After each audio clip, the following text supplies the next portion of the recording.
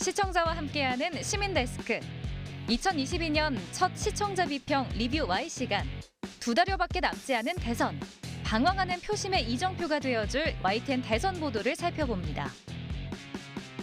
올 한 해 더욱 정진할 YTN 보도국은 어떤 모습일까요? 새로운 한 해를 맞아 에필로그 Y에 초대된 특별한 손님, 유튜건 YTN 보도국장과 함께 이야기 나눠봅니다. 시청자 브리핑 시시콜콜 위클리픽, 부족함 없는 방송을 위한 그날까지 시청자 의견에 YTN이 응답합니다.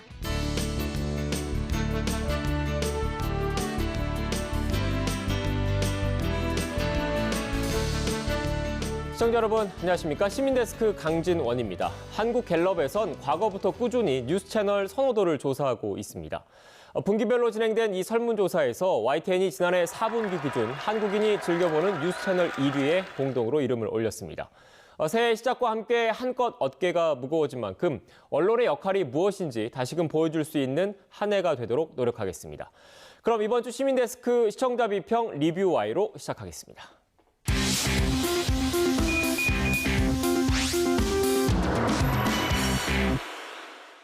네, 세 분 안녕하십니까? 안녕하십니까.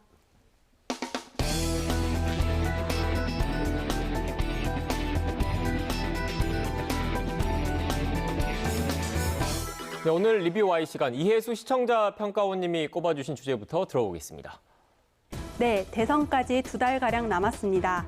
대선 관련 보도도 넘쳐나고 있죠. 최근엔 후보 간의 네거티브전이 더욱 격화되고 있는데요. 언론은 이런 후보들의 입만 바라보고 동선만 쫓는 건 아닌지 아쉬울 따름입니다. 이런 와중에 YTN은 우리 유권자에게 유익한 대선 정보를 제공하고 있을까요? 오늘 리뷰 Y 시간 YTN 대선 보도를 살펴보고자 합니다. 네, 대선일이 다가오면서 대선 관련 보도도 크게 늘었습니다. YTN의 보도가 유권자들의 선택 그리고 판단에 도움이 되고 있는지 집중적으로 좀 더 살펴보겠습니다. 네, 지난 리뷰 Y에서 정치인의 말들을 여과 없이 전달하는 따옴표 저널리즘에 대해 지적한 바 있습니다.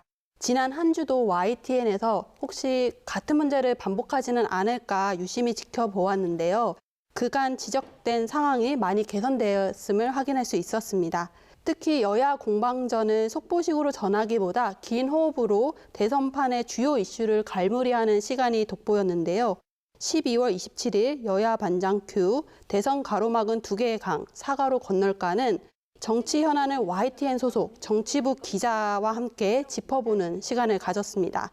기자가 후보자들이 언급하는 내용의 전후 상황을 설명해주고 발언 변화에 따른 배경과 주장 근거를 따져 묻는 시간이었는데요. 사실 정치 이슈와 관련된 대담은 보통 정당을 대변하는 패널이 나와서 입장 차이를 다시 한번 확인하거나 전문가 패널이 출연해 그들의 입을 빌려 문제를 분석하고 언론사는 전문가의 고견을 청해 듣는 구도가 대부분입니다. 그런데 여야 반장 큐를 통해서 단연간 취재한 기자의 경험적 분석이 또 다른 신뢰도를 줄 수 있음을 확인할 수 있었습니다. 그리고 발로 뛰며 취재한 기자의 그 눈과 분석이 굉장히 예리함을 느낄 수 있었고요. 보도 내용이 상당히 설득력 있게 다가왔습니다. 네, 말씀하신 걸 좀 들어보면 이해 당사자가 아닌 객관적인 입장에서 현안을 바라보고 또 심도 있는 분석 그리고 핵심을 짚어주는 분석과 관련해서 좀 긍정적으로 평가를 해주셨는데 에디터님께서는 어떻게 보셨습니까? 예, 현장감이 돋보이는 코너라고 생각합니다. 여당 반장, 야당 반장이 출연해서 정치권 뉴스를 잘 정리해서 전하고 있다고 생각합니다.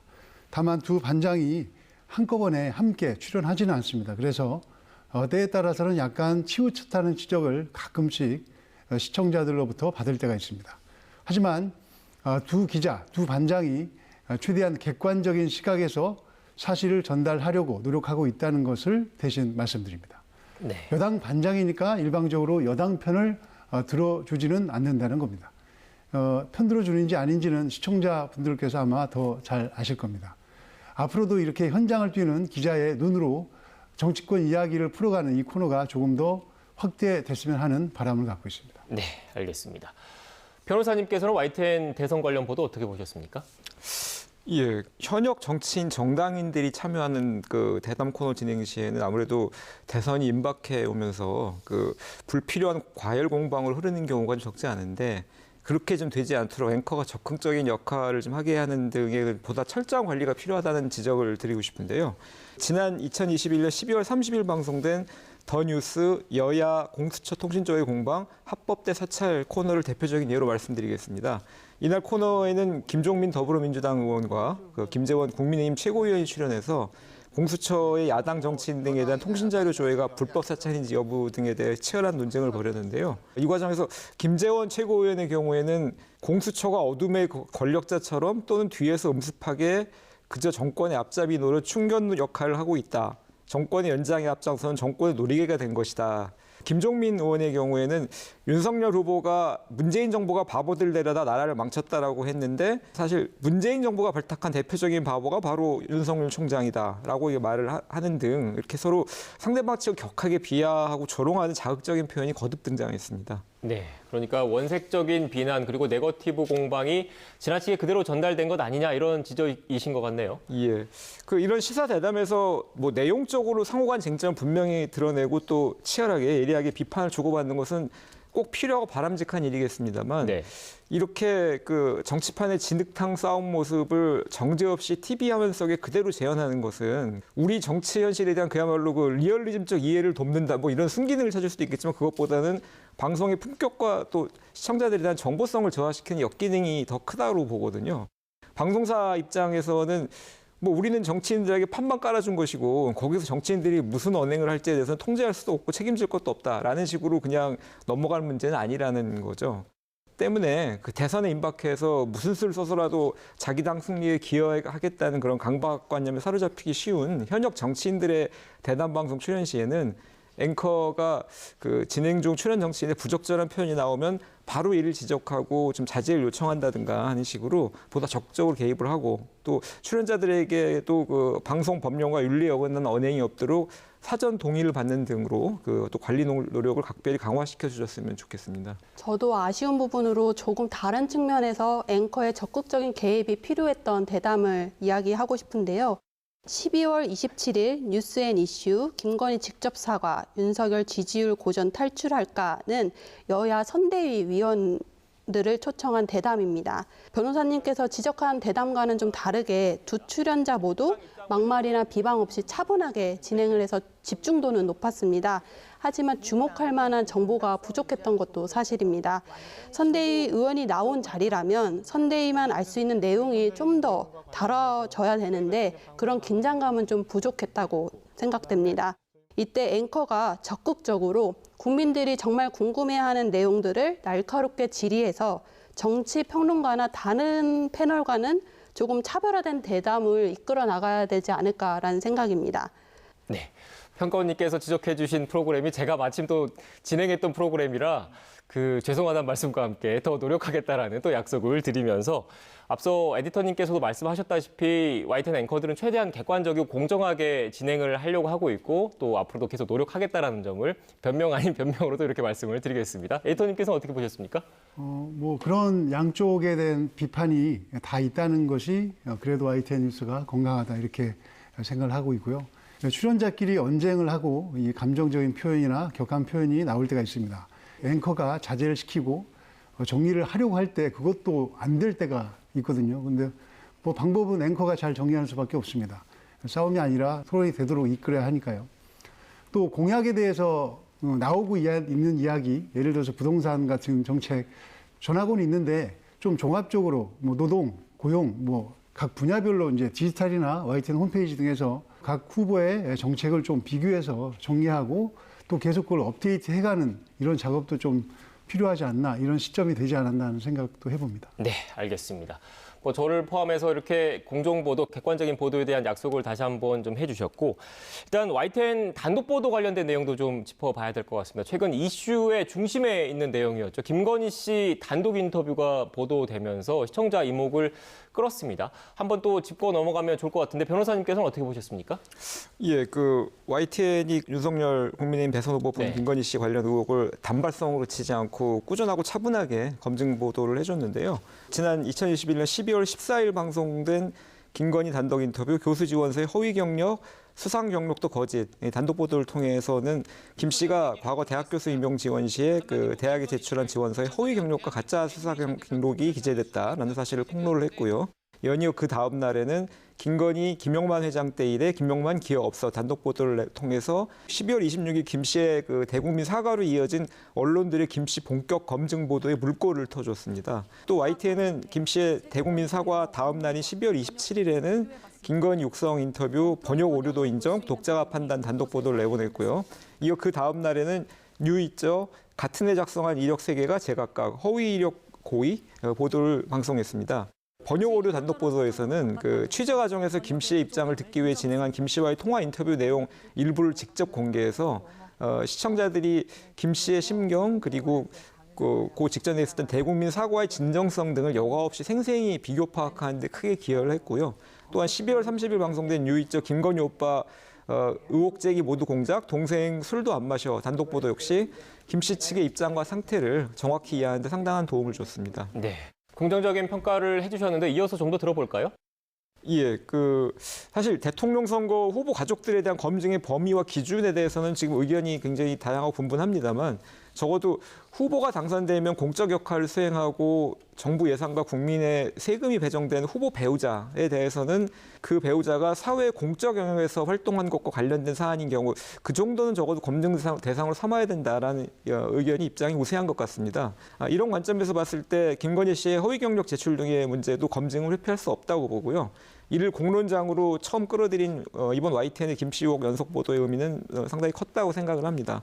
특히 이번 YTN 연속 보도는 경쟁 후보 측이 흘린 정보를 제대로 팩트체크하지도 않고 그냥 단순 가공해서 받아쓰기 하는 수준이 아니라 스스로의 집중 취재를 기본으로 삼아서 검증 대상인 김 씨 측의 해명도 자세히 충분히 듣고 반영을 해주는 또 원칙에 충실한 방법과 태도를 보여줘서 높게 평가할 만했습니다. 이번 단독 보도와 이어지는 연속 보도를 보면서 저는 YTN이 인터뷰 정보원의 공개 여부와 시점, 방식에 대해 고심한 흔적을 좀 느낄 수 있었는데요. YTN은 12월 14일 처음으로 김건희 씨 단독 인터뷰를 보도했습니다. 당시 김건희 씨가 후보 배우자로 공개 석상에 얼굴을 드러내지 않은 상황에서 자신에게 제기되고 있는 여러 의혹에 대해 직접 해명한 인터뷰라 할 수 있는데요. 때문에 이목이 집중될 수밖에 없었던 사안이라고 보입니다. 그런데 YTN은 이때 인터뷰를 육성으로 그대로 내보내지 않고 주요 내용을 정리해서 화면으로만 내보냈습니다. 육성이 공개된 것은 김건희 씨가 공식적으로 대국민 사과문을 발표한 이후입니다. 12월 27일 단독 김건희 육성 인터뷰, 번역 오류도 인정, 독자가 판단 보도를 통해서인데요. 육성 공개에 대해 YTN 보도국에 어떤 판단이 있었던 것으로 보입니다. 사실 처음부터 김건희 씨 육성 인터뷰를 그대로 내보냈다면 화제성이라든지 영상 클릭수라든지 즉각적인 반응을 끈다든지 어떤 언론사 사이에서의 주목 경쟁에서 우위를 차지할 수 있었던 사안으로 보이는데 YTN은 그 방법을 취하지 않았던 거죠.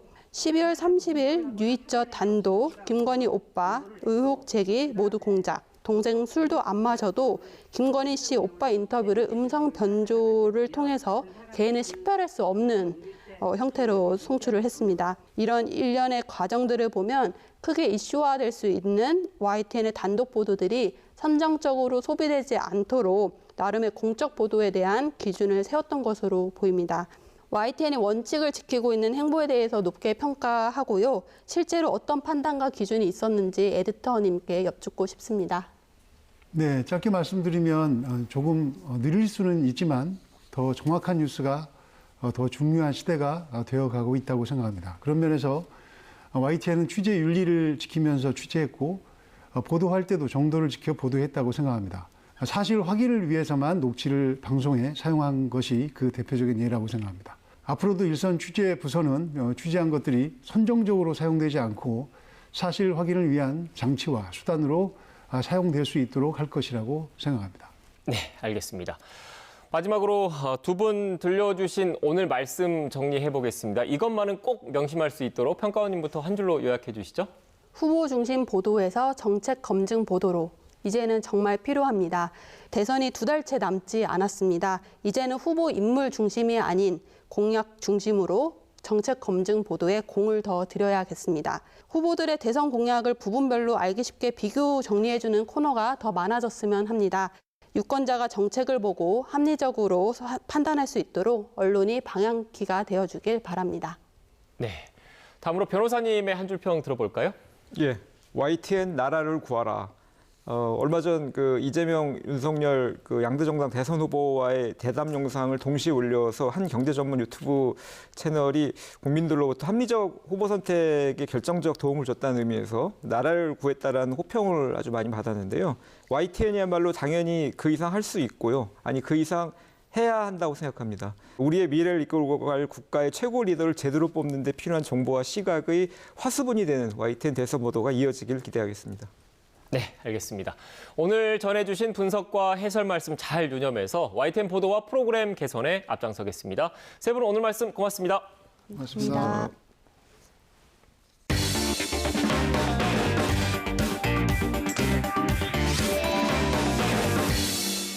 시청자 여러분께서 기대하는 2022년 YTN은 어떤 모습일까요? 그 기대가 YTN의 지향점과 잘 맞는다면 더없이 좋을 텐데요. 신년을 맞아서 준비한 에필로그와의 특별한 시간. 오늘은 유튜건 보도국장과 함께 올 한 해 YTN 보도국의 방향에 대해서 이야기 나눠보겠습니다. 지금 바로 확인해 보시죠. 정치, 경제, 사회, 이 분야를 막론한 세상 소식들이 시청자에게 전달되기까지 여기 수많은 사람들의 노력이 필요합니다. YTN과 시청자 사이, 바로 그 중심에서 YTN 보도국을 이끄는 수장의 책임감 있는 역할도 아주 중요하겠죠. 오늘도 좋은 뉴스를 위해서 열심히 회의하고 계시네요. 시청자들한테 좀 더 필요하고 또 좀 더 정확하게 전달하기 위해서는 어떤 분들은 이제 뉴스도 이제 생물이라고 표현하시는 분들이 있는데 시시각 변하다 보니까 또 변화된 상황에 맞춰가지고 좀 더 정확하고 또 신속하게 보도하기 위해서 이런 수시로 회의하는 게 불가피한 상황입니다. 오늘 에필로그 Y 시간 유튜건 보도국장과 함께합니다. 네, 국장님 어서 오세요. 아유, 반갑습니다. 네, 예. 자 2022년 에필로그의 첫 게스트로 나와주셨습니다. 일단 너무 아유, 감사드립니다. 감사합니다. 네. 불러주셔서. 네. 아니 처음에 출연 소식 들으셨을 때 좀 어떠셨어요? 부담스럽지 않으셨어요? 제가 기자 생활 지금 한 25년째 하고 있는데 뭐 시청자 만나는 자리는 언제나 뭐 사실 부담스럽고 사실 저보다는 네. 일선 현장에서 뛰고 있는 저희 기자 분들이나 아니면 뭐 각종 그 취재진들이 더 먼저 조명을 받았어야 되는데 제가 이 자리에 나와서 혹시 민폐가 아닌가 하는 조금 걱정도 좀 있었습니다. 네, 예. 전혀 아닙니다. 네. 2022년이 됐으니까 우리 보도국을 이끌고 있는 우리 보도국장님께서 한 해를 또 어떤 뉴스를 꾸며갈지 좀 얘기를 들어보도록 하겠습니다. 자, 먼저 이 보도 전문 채널 YTN에서 보도국장이라고 하면 굉장히 막중한 임무가 있을 것 같아요. 사실 드라마나 영화에서 보도국장이란 자리에 있는 사람이 많이 등장하기도 하잖아요. 일단 모르시는 분들을 위해서 어떤 자리인지 설명을 해주세요. 지금 다 설명을 해주셨고요. 막중한 임무를 하고 있다. 뭐 말씀하신 것처럼 네. 그 드라마나 영화에서 나오는 것처럼 그렇게 멋있지는 않습니다. 그날 그 벌어지는 중요한 이슈 같은 것들을 종합적으로 평가해서 경중 또 맥락 같은 걸 파악해가지고 보도의 큰 방향을 제시하는 자리고요. 말이 이렇게 거창한데 사실은 매일매일이 그냥 회의의 연속입니다. 혹시 뭐 그럼 국장님이 되신 걸 좀 후회해 보신 적도 있으세요? 피곤해서? 솔직한 심정이 궁금합니다.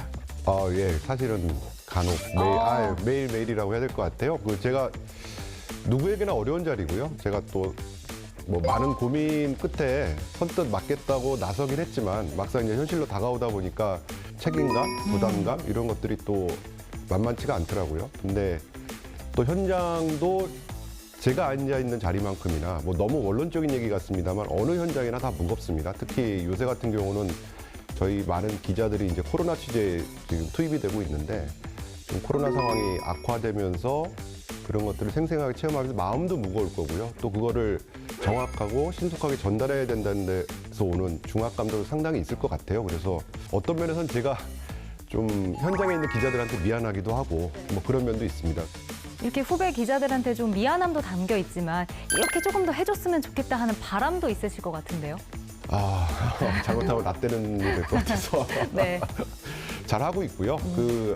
누누이 강조하고 싶은 부분이 이제 다른 회사와는 다르게 YTN의 보도 조직은 좀 더 많은 소통과 조율을 필요로 하고 있고요. 그런 면에서 조금 더 가까이 먼저 저한테 다가와 줬으면 하는 바람 같은 게 네. 있습니다. 물론 저도 이제 노력을 해야겠지만요. 그리고 두 번째로는 뭐 우리 사회 그늘진 곳에 대한 끊임없는 관심과 주목 이런 노력들을 굳이 요청이라면 요청드리고 싶어요. 후배 기자들한테. 네. 저희 시민데스크가 아무래도 시청자 의견을 좀 전하기도 하고 평가를 받는 옴부즈맨 프로그램이잖아요. 그래서 어쩔 수 없이 뉴스에 대한 지적이 있을 수밖에 없어요. 어떻게 보셨어요? 내용들. 저는 좀 불편하죠. 아무래도 저희에 대해서 따끔한 비판들을 해주시는 공간이다 보니까 보고 있으면 좀 불편한 면도 있는데 사실 저는 오히려 그게 더 좋더라고요. 그래서 시민들은 저희의 보도에 대해서 어떻게 생각할까? 이게 사실 기본적으로 갖고 있는 궁금증이고 또 그런 부분들에 대해 귀담아 듣는 게 또 제 역할이라고도 생각하기 때문에 채널을 돌리다가 보게 되면 거의 끝까지 다 보는 편이고요. YTN뿐만 아니라 다른 회사의 옴부즈맨 프로그램들도 사실 많이 모니터를 하고 있습니다. 네. 아니 근데 사실 저희 그 시청자 게시판뿐만 아니라 들려오는 이야기가 정치와 관련된 이야기가 굉장히 많잖아요. 아무래도 그렇죠. 정치 뉴스를 네. 많이 다루다 보니까 그래서 뭐 여당, 야당 쪽 왜 이렇게 편파적으로 하냐라는 의견들이 사실 많이 오는 것 같아요. 그런 부분에 대해서는 어떻게 생각하세요? 참 어렵습니다. 이것도 뭐 세상 일이 다 그렇지만 참 네. 어려운데 저희야 당연히 뭐 그런 목소리 하나하나도 귀담아 듣고 과연 그 취지가 뭔지를 이제 헤아려 봐야겠죠. 근데 양쪽에서 모두 네. 문제 제기를 하신다는 사실 자체가 조금 부족하실 수는 있지만 저희가 어렵게 나름대로 좀 균형을 지켜나가고 있다라는 그런 시각에서 좀 예쁘게 봐주실 수도 있지 않을까라고 말씀드리고 싶습니다. 예. 아마 대선도 얼마 남지 않았고 시청자분들의 관심이 좀 뜨겁기 때문에 그런 댓글들이 많이 달리지 않았나 생각이 듭니다. 자, 이제 새로운 한 해를 맞아서 시청자분들이 궁금해하실 것 같아요. 뿐만 아니라 저도 궁금하거든요. 자, 올해 2022년에 YTN 보도는 어떤 방향으로 나아갈까요? 새해에는 대형 뉴스 이벤트가 많습니다. 아까 하셨던 3월엔 대선이 있고요. 6월에 지방선거가 있습니다. 또 스포츠 분야에서는 이제 2월에 베이징 동계올림픽도 있고 9월에 이제 항저우 아시안 게임도 있고 11월에 이제 카타르 월드컵도 있고 그리고 무엇보다도 지금 코로나 상황이 계속 악화되면서 과연 일상 회복이 언제 될 것인가 그리고 일상 회복으로 가는 과정들에서 우리가 풀어야 될 과제들도 굉장히 많고 이제 이런 부분들이 아마 저희가 주요하게 보도할 소재, 주제들이 될 것 같고요. 그 과정에서도 지금까지도 그래왔습니다만 조금 더 정제된 정보, 정확한 정보를 통해서 시청자분들이 그런 중요 현안들을 정확하게 파악할 수 있는데 어떤 일종의 나침반 역할을 할 수 있도록 저희도 최선을 다하겠습니다. 이 나침반 역할을 할 수 있도록 최선을 다하겠다고 말씀을 해주셨는데 그럼 보도국장님이 이 YTN 뉴스의 최강점을 5글자로 좀 표현을 해주신다면요? 어렵네요. 5글자. 네. 저는 균형과 품격이라고 생각합니다. 균형과 품격. 핵심 키워드로 뽑아내자면 네. YTN 보도가 갖고 있는 균형감, 우리 사회의 다양한 현안 속에서 특정 의견에 매몰되지 않고 이 사안을 종합적으로 판단하기 위해서 균형 잡힌 정보를 제공한다는 부분들, 그런 것들이 또 공론의 장에서 꼭 지켜야 될, 서로의 지켜야 될 품격을 지켜가면서 전달하는 부분들, 이런 것들이 제가 볼 땐 YTN 보도의 가장 큰 장점이 아닌가 저는 그렇게 생각하고, 그런 부분들을 새해에도 저희가 놓치지 않고 그런 장점들을 좀 더 살려나가도록 노력을 해야겠죠. 네. YTN의 최강점으로 균형과 품격을 꼽아주셨는데요. 그럼 반대로 아쉽거나 좀 부족한 점을 꼽아주신다면요? 너무 많은데요. 요약해서 알려주세요. 단점은 아무래도 좀 24시간 뉴스를 계속 하다 보니까 그 내부 인력이나 조직의 한계에서 발생하는 깊이 면에서의 좀 부족함. 보통 이제 심층 보도라고 많이 얘기하는데요. 그런 심층성의 부족이 좀 가장 큰 약점이 아닌가 좀 생각이 들고요. 저희가 지적을 받는 부분이 바로 그런 면이라고 생각을 합니다. 네. 그럼 올해는 깊이 있는 그런 심층 보도들이 좀 더 나오면 좋겠네요. 노력을 해야죠. 네. 자, YTN을 꾸준하게 시청해주고 계신 분들이 그래도 많이 계십니다. 한 말씀 해주시죠. 네, 이렇게 좀 얘기해놓고 보니까 너무 좀 자화자찬만 한 게 아닌가 해서 좀 죄송스럽고, 누누이 말씀드렸습니다만 아마 시청자분들이 보시기에는 많이 부족한 점이 있을 겁니다. 그래서 시청자들을 향한 YTN의 문은 열려 있습니다. 언제든지 다양한 의견 주시고요. 그런 채찍질 저희가 언제든지 달게 받겠습니다. 다만 지치지 않고 저희도 느리지만 한 걸음 한 걸음 우직하게 저희가 전진을 해 나갈 거고, 그걸 바탕으로 여러분들이 원하는 눈높이에 맞춰서 저희가 그런 보도를 만들 수 있도록 끊임없이 노력하겠습니다. 앞으로도 좀 애정을 갖고 새해에도 지켜봐 주시길 바랍니다. 굉장히 책임감이 느껴지는 그런 이야기였던 것 같습니다. 자, 2022년 올해도 품격 있고 공정한 그런 뉴스들 많이 만들어 주시길 저도 기대하겠습니다. 자, 국장님 오늘 함께해 주셔서 고맙습니다. 네, 감사합니다.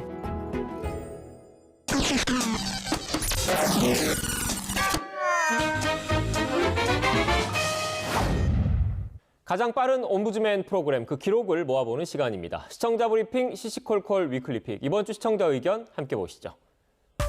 새해가 오면 뭔가 달라질 것이라며 기대를 하게 되죠. 그런데 연초 가장 많이 본 뉴스 중에 하나는 해가 바뀌어도 희망을 품기 어려운 이들에 관한 이야기였습니다. 두세 시간 전에 장애인 콜택시를 불러놔야 회사에 늦지 않을 수 있습니다.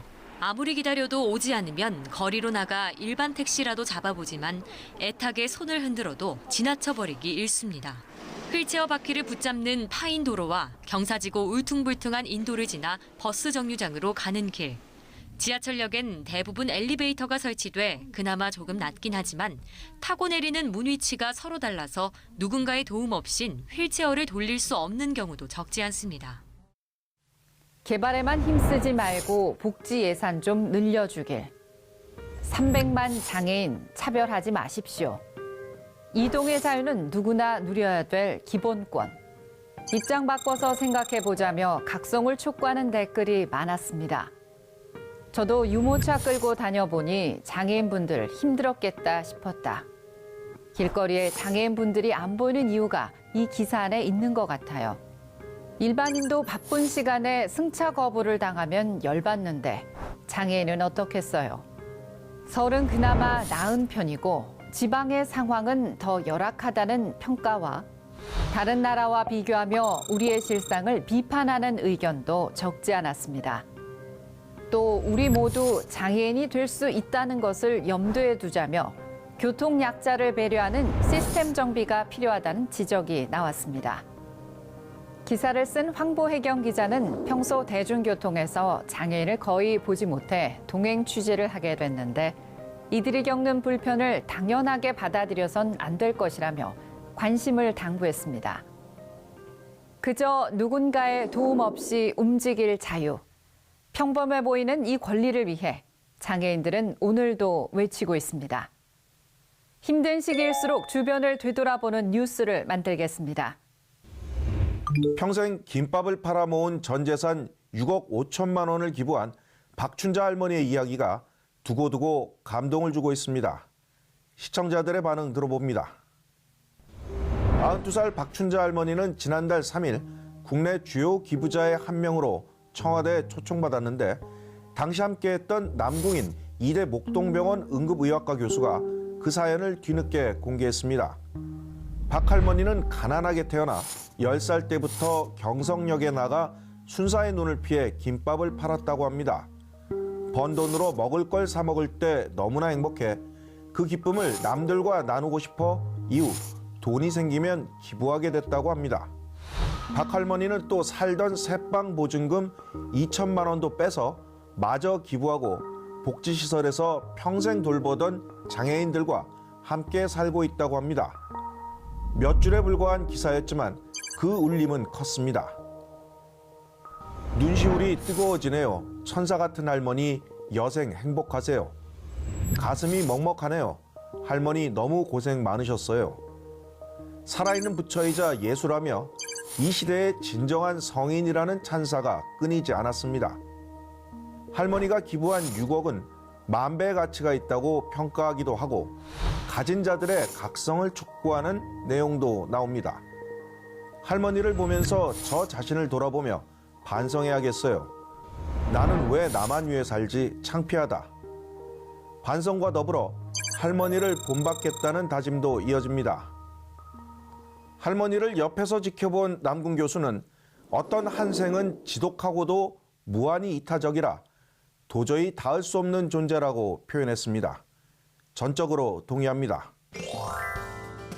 자막에 구정까지 뭐 설민신 나오는데 구정이란 말은 일제 강점기 때 그 일본 사람들이 그 우리 설날을 깎아내리려고 1월 1일은 신정, 음력 1월 1일은 구정 이렇게 쓰던 말이거든요. 그래서 일제 그 강점기 잔재이기 때문에 신정은 뭐 새해 첫날, 신년 이렇게 얘기하고 구정은 설날이라고 쓰는 게 정확한 겁니다. 구정이란 표현은 언론에서 쓰면 잘못된 겁니다. 시민데스크는 시청자 여러분의 고민과 질문으로 채워집니다. YTN 방송에 대한 다양한 의견들 홈페이지와 전화를 통해 남겨주시고요. 저는 다음 주 더 유익한 내용으로 돌아오겠습니다. 시청해주신 여러분 고맙습니다.